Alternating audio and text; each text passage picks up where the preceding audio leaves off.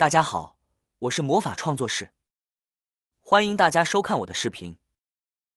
家里有过期和不想用的护手霜，下次别再直接扔掉了。其实它还有很多的大作用，一年省下不少钱。第一个作用，润滑刀具，剪刀不好用了，直接抹上一点护手霜。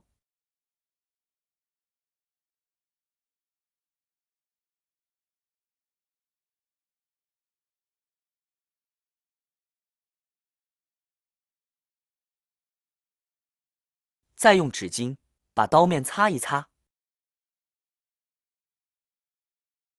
擦完之后的刀具变得又亮又锋利。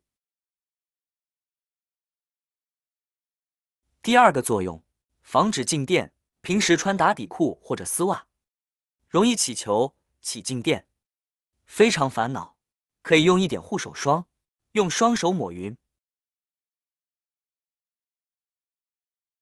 再均匀的涂抹在打底裤上。处理之后，打底裤和丝袜就不会容易起球、起静电了。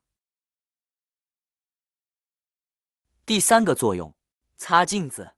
镜子上面容易沾上指印变花了，可以用一点护手霜。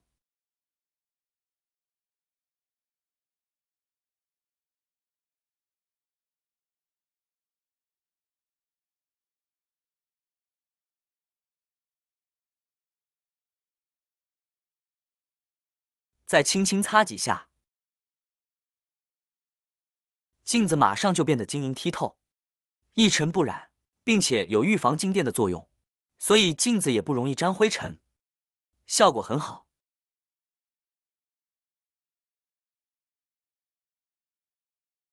第四个作用，保养皮具。皮鞋或者皮包有点脏了，不需要买专用的护理油，只需擦一点护手霜，轻轻擦一擦，马上就变得很干净，贼亮贼亮的，非常好用。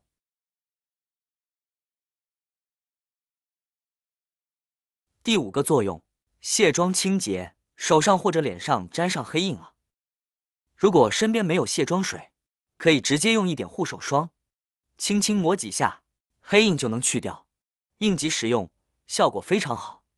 没想到过期护手霜还有这么多的作用，你也试试吧。好啦，今天的视频内容呢就分享完了。喜欢我的视频的朋友们，记得点赞、转发、分享哦。希望可以帮助到更多的朋友。或许你有更多更实用的小技巧，欢迎评论区留言分享哦。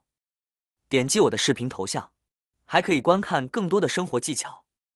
每天呢都会分享不同的精彩视频，别忘了关注我哟。